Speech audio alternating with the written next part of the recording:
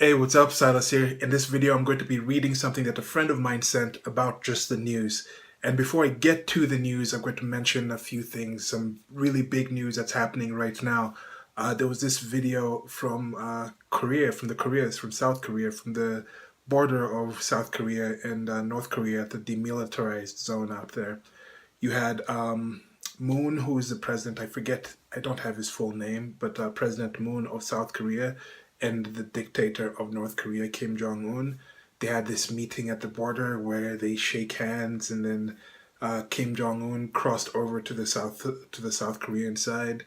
This was the first time it's happened in years, I think, maybe decades. And then you had the president of South Korea cross across to the North Korean side, and then hold hands, and they came back across, and they had a summit meeting after. And even if it was just completely political theater, it just put a smile on my face, even just thinking about it now. Put a smile on my face just seeing that, and just the apprehensive hope that I have for this. And one of my friends posted on this. I posted on our social media, and one of my friends posted that if we get to the point where we're too jaded for something like that to give us hope, I think that's a really bad place to be. And I think that no, this is the fact that this can still give hope. And again, with getting some really good news sources out there, some really good information, this is why I'm talking about this topic here, about the news, about the importance of the news, importance of getting information out there, is because you need to be aware and fear and guard against the things you need to be actually afraid of, the things that can actually harm you. And if you have this system where you're constantly being put on alert for things that aren't actually dangerous, it can weaken you from actual threats that are actually going to be there. So to get this situation where you look at how the media has covered what has been happening in the Koreas, about how, oh, what Donald J. Trump is doing is going to completely cause World War III and have this massive explosion, where to have this end of the world type situations. And now you have the situation where the South Korean officials are crediting Donald J. Trump's behavior and tactics over these last year and a half of his presidency, or last year and 4 months of his presidency, and then talking about how that's actually a big reason to why they've had these talks. Actual talks of ending the war, the long-standing war that's been there, and getting to a denuclearized South Korean peninsula. And this is just some really amazing news to think about that, and also just a good reminder that when people talk about the wars in the West, oh, there's a war and this, is a war and that, there's a war in XYZ, realize there's places, even developed modern places like South Korea, like Seoul, that has technically been at an actual war with a threat of nuclear weapons or actually missiles falling down onto that city, and yet they have a whole different kind of mentality towards the wars. Now, I did a previous video also talking about corrupt politicians, and went through how there's been several in South Korea. And so South Korea, I'm not just saying it's an excellent, perfect place because of XYZ or ABC, but just to see that, yes, this is the way the world is, and this is the news that's out there. This is the information that's out there. The same news sources that were telling you that Donald Trump is going to be the cause of World War III because of his rhetoric towards Kim Jong-un are the ones who are now going to try to hush down. Because you can't spin this news as a negative thing to what Trump has been doing. You can maybe reduce the effect and say that, oh, Trump didn't really have much to do with it, this was going to happen anyway. Or you could just not cover it as much, because you're not going to be able to cover the actual South Korean people talking about how, yes, we're actually thanking Trump for this. How are you going to not cover that? So I think they would have to grudgingly cover it, and then you have to question, why were these people saying that before? Were they lying intentionally because they dislike Donald J. Trump to that level? If they're lying intentionally, then should you trust them with what else they say, what other dangers they claim are out there in the world? Are they just unable to actually find out the truth and actually see that this might actually be a tactic that might work? And if they're at that point, then are they incompetent? Are they worthwhile you actually listening to and believing what they say? So with that, I'm going to get into this article. And this was sent by a friend of mine. Okay, so I had to take a pause there to double check and see if he was okay with me sharing his name. So his name is Francisco Huergo.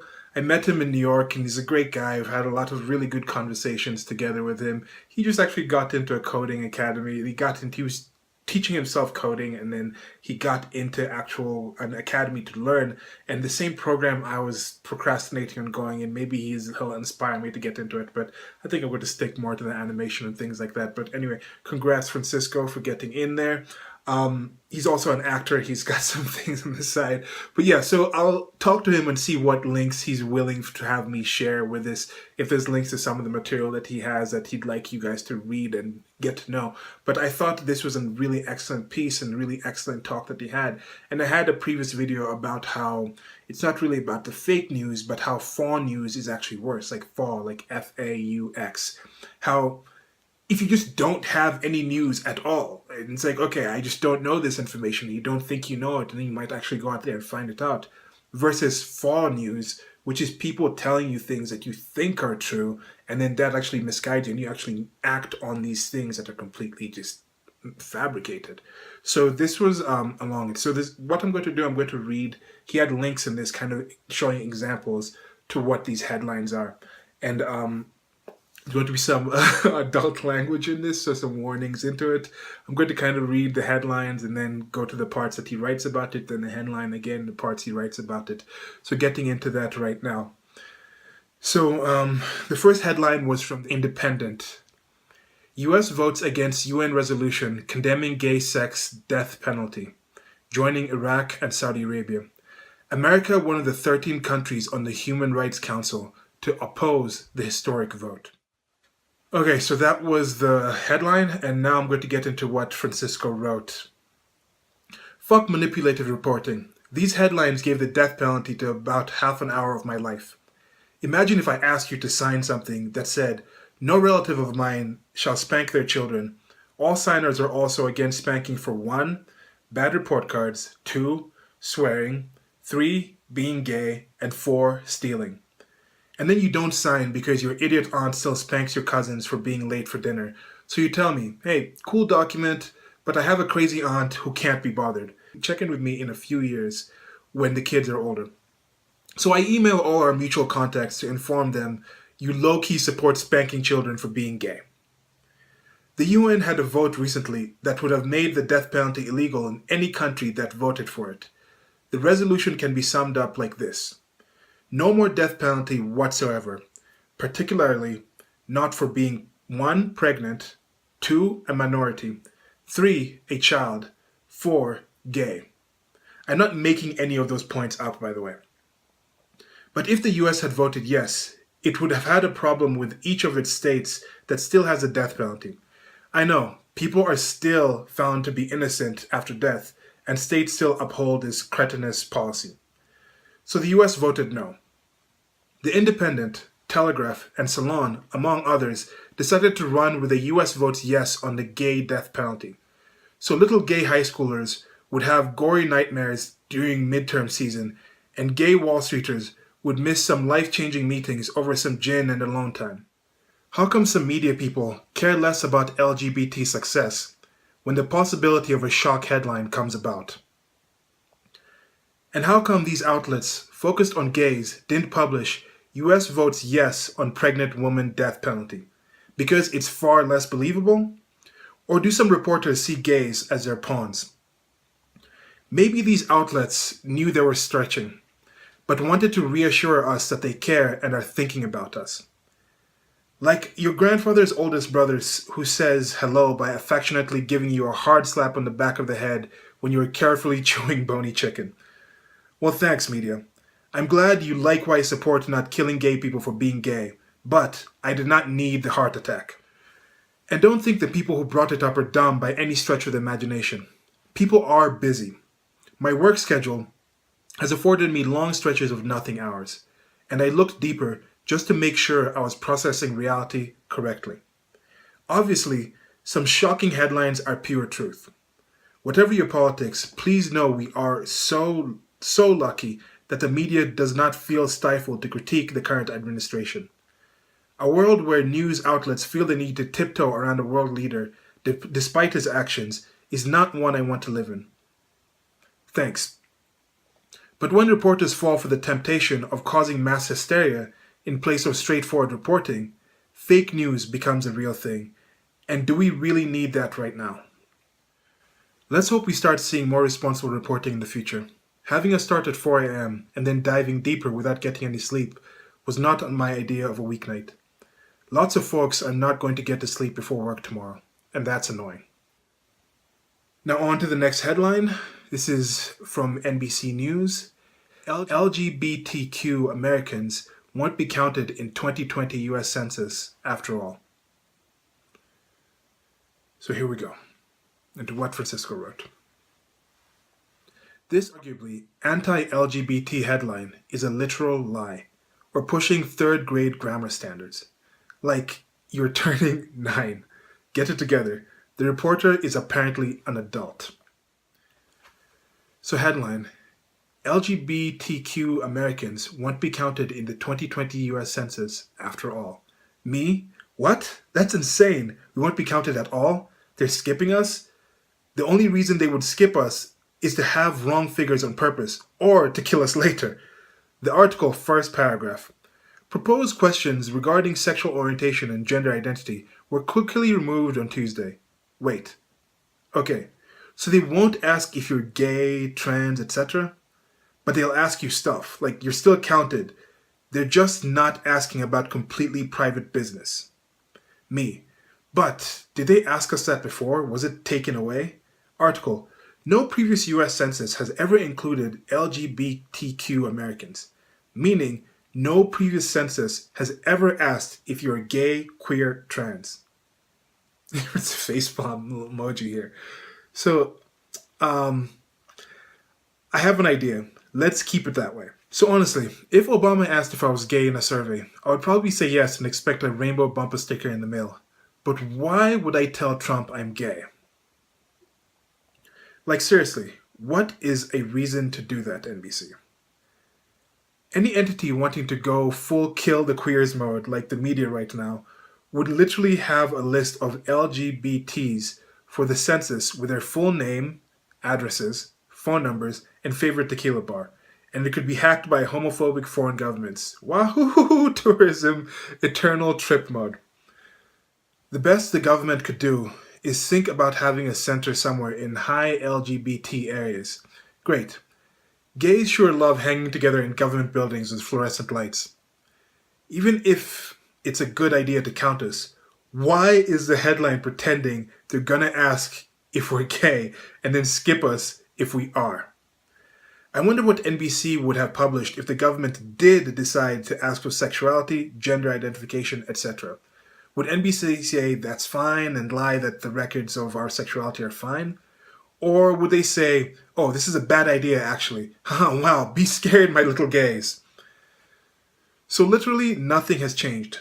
The government has never asked for our official sexuality. And the reporter is somehow sad face that I'm not sending Trump the lowdown on my dating life. LGBTQ Americans won't be counted in 2020 US Census after all. OMFG. Something weird is going on. The news blows like nothing else. We won't always have time to research fake headlines, so that's annoying. New rule of thumb. When an article is upsetting, poke around to make sure it's correct. It is way easier than I thought and makes a sad experience happy and sometimes very funny. Because being bludgeoned with this level of fake reporting that is literally written for the purpose of making you upset is a huge transgression. So now on to the next article. This is by Blade, which is America's LGBT news source. Trump terminates support for National Park Service rainbow flag ceremony at Stonewall. Now on to what Francisco wrote. Another scary headline that squarely shoots itself in the foot halfway through the article. The part that reveals the lie is curiously italicized, as if to tell the reader, this part is boring, you can skip it. Headline, funding halted for gay flag. NPS, National Park Service, pulled by Trump himself. Reality, federal/state boundary discovered, so funds transferred appropriately so flag can be held up. A marcher at the event gave us the lowdown on Trump's actions in the White House. The article pretending something dramatic is happening before it turns on itself. So here's a quotation from the actual article that he puts in here. The National Park Service has taken an unusual step of abandoning responsibilities as proprietor and caretaker of a nautical flagpole that would hoist the rainbow flag, giving possession of the flagpole and the flag to the City of New York for management and maintenance. The National Park Service has formally abandoned the rainbow flag which activists had provided to the National Park Service, relinquishing it to the City of New York. So the federal government mysteriously dropped the flag and the state picked up the pieces? The two truthful paragraphs from the article itself. Anderson said that in the course of issuing a permit for this event, the Park Service learned that the flagpole is not on federal property. It's a separate monument to the first person killed in the Civil War. It has never been part of the Stonewall National Monument, although it is located there. The flagpole is not managed by the Park Service. We gifted the flag to the New York City Parks, which continues to administer Christopher Park with the Park Service. We always knew that the only area in the Park Service that the Park Service managed was the area within the fence line, Anderson asserted. The location of the flagpole is not on federal land. In good faith, because we're working with the community, we raised the rainbow flag. So with our strong partnership with NYC Parks, we gifted the flag to them so they could continue to fly it. So well, they could have even tossed the flag and said, hey, this isn't yours. We get to do what we want to do with it. But decided to give the state a ring since they figured they'd be interested in keeping it up. So the real reason funds were transferred from the federal to the state level is because of the property boundaries. So what's confusing due to the purposeful lack of information is why the NPS pulled out. Interestingly, the article doesn't say anyone couldn't be reached for comment, which is the sexiest thing a journalist can post when they don't have any real quotes. Instead, their spokesperson about the move is Ken Kidd, a spokesperson for the LGBT organizers? I don't know. They had Anderson of the NPS on the phone giving the boring facts on state/federal boundary properties. So why didn't they ask her about the NPS pulling out too? I mean, she works for the NPS. So wouldn't that be a bullseye? It's almost as if her answer wasn't fit to print because they couldn't make a mockery of it. This is Ken Kidd and his measly 146 Twitter followers at the time of writing. This was October 11th, 2017, who has the inside information on the White House phone calls. So there's a link below to his Twitter if you want to check that out. That's included here. Journalism is headlining a bold-faced lie and then telling the truth somewhere in the article to save their butts. So never let the truth ruin a good story. So this is something that Francisco wrote, and as you see, it's just an example of pulling out a few different articles and things like that where it's a sensationalist. As he said here, journalism is headlining a bold-faced lie and then telling the truth somewhere in the article to save their butts. And this is what I was talking about in that Fawn News article, in that Fawn News video I did, where I was saying how much of it is needed to be real or is needed to be in a certain way for it to be fake news. Because they have this tactic of saying like, okay, we're going to report on something that's completely fake, but then if we give you this kernel of truth, then we can say, yes, that's true. And not even that, they can just have a situation where they can have a story that's completely fabricated or that's proven to be wrong. They say these hidden sources, unnamed sources say X, Y, Z. And then when that thing is found to be wrong, they just don't even have a retraction. They say, oh, our sources had us wrong in this. But the stories they cover, the material they actually cover, they'll cover, this is your typical, stereotypical older story. Oh, cat trapped in a tree, man saves him, and things like that. That's an actual story. It's completely factual, it's completely true. But is that really newsworthy? They'll be covering that instead of, let's say, covering what's happening in North Korea because they won't be able to spin it and turn it into something that fits their agenda that they have. And to pretend that these news sources don't have an agenda now is bordering on the absurd. I mean, I don't know what kind of hole you've been hiding in. I've talked about this in that previous video I was talking about with the North Korea thing. The cousin that I had met for a while, we were talking about different news sources, and they were trying to state that CNN is an even kill, unbiased station. It was like CNN has come out and said that yes, we were actually rooting for certain people. We were actually, some reporters, some presenters on that channel, some of the people they have on there, have come out and said that yes, they felt it was in their best interest, in the best interest of the nation, to do whatever they can to take Trump down. Now, before he was president, to prevent him from entering, and then now to try and take him down. They keep the more Russia thing going. They keep going with certain things. They are biased, and that's completely okay. I don't mind people being biased. I know Breitbart.com is going to be biased to a certain way. I know Infowars.com. I love their tagline. There's a war for your mind. That's one war that's actually there. And Kanye West is Jesus is on the front lines of that war as well, trying to fight, trying to break down these things. And I'm just seeing this. The Kanye thing just happened a few days ago, and I'm already seeing these dominoes going on. This continuation of dominoes. It's kind of like, okay, there was dominoes set up by Donald J. Trump going, and then that's the dominoes I was looking at, and then all of a sudden, one of the dominoes kind of veers off and hits something else, and then that's a Kanye thing, and then that hits, and all of a sudden, that Kanye domino knocks down a whole bunch of other dominoes that I wasn't focusing on, or that I thought might be knocked down after this track of Donald J. Trump went around and did all these other things, and then came back around and started hitting these dominoes in the Black American, the Black community in the United States of America. But since something kind of kicked off, and maybe a ball got knocked up, have you guys actually seen Dominoes? Do you guys know what I'm talking about here? I'm talking about the Dominoes craps game, but the one where they set up these elaborate things. Maybe I'll put some video or something like that going on. But just have something like some ball just hits off and knocks a Kanye thing, and then all of a sudden starts knocking down this other section that I wasn't really focusing on following right now, because there's big things happening there too. But previous video about that. But anyway, what I was talking about with this stuff is that you have this kind of situation where these sources have been coming with their bias.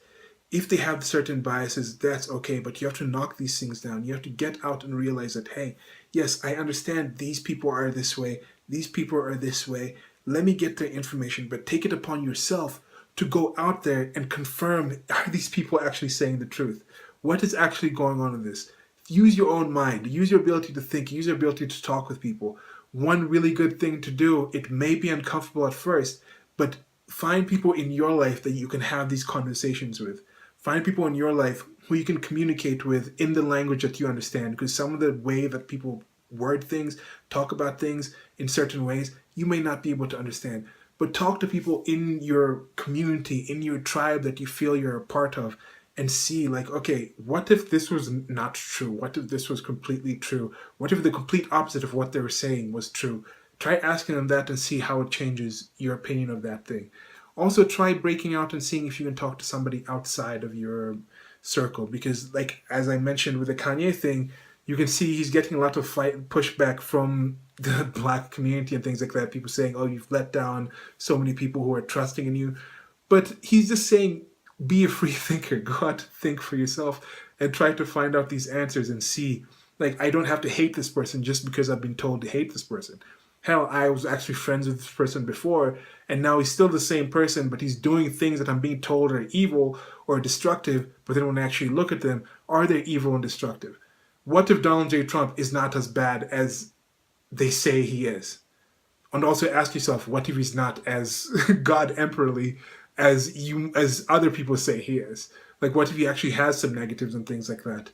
When I think you understand those things, then you can both understand if he is, whichever kind of situation you get into, whether you figure out this is an actual war for my mind, or this is actually a war on the gay community, this is a war on Black people, this is a structural system and this, instead of just having somebody tell you that's the way it is and there's nothing you can do about it, try to identify what that situation is, and once you've identified it, then you can understand what you can do about it. Maybe it's not that big of a problem, and then you can stop wasting a lot of your brain energy focusing on this issue and focus on actual dangers that are going to be there. Or you figure out that, hey, actually this is an issue and I can do these certain steps to do it. And then you attack those things in that way. You carry out these steps. Or it gets to a situation where you realize like, hey, this is something that I just can't do anything about. but then you're aware of it and you can just avoid being caught up in that situation as much as possible.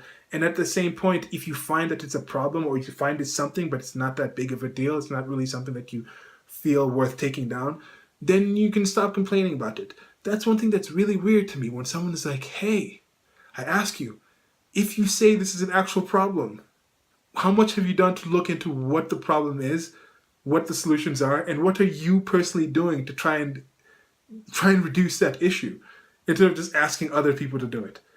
So anyway, that was it for this video.